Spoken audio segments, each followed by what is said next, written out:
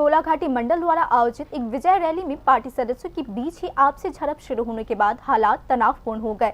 इस घटना पर बड़े पैमाने पर आक्रोश और प्रतिक्रिया को जन्म दिया है।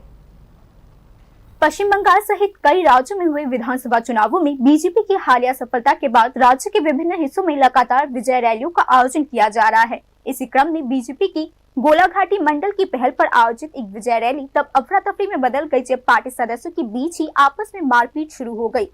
रिपोर्ट से पता चलता है कि इस घटना के दौरान कई बीजेपी कार्यकर्ता और समर्थक, जिनमें एक स्थानीय जनप्रतिनिधि भी शामिल है, घायल हो चुके हैं।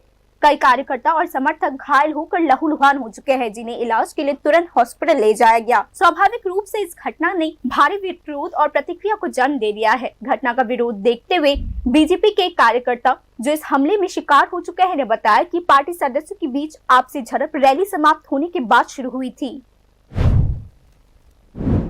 জিবি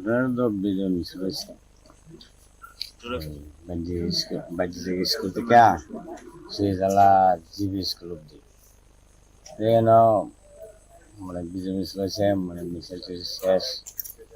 তারপরে গোপীনগরের একজন গেছে, তারে মাইর করতেছে।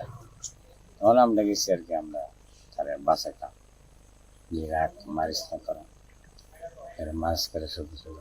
মানে কে কারে মারধর করছে? উত্তম টুত্তম তারা दौलर कर्मी हुई। जाहिर है जब जीत के जश्न की खुशी अपने ही पार्टी सदस्यों के बीच हिंसक आपसी झड़प से दागदार और धूमिल हो जाती है तो यह पार्टी अनुशासन को लेकर गंभीर सवाल खड़े कर देता है। Bureau report, news now.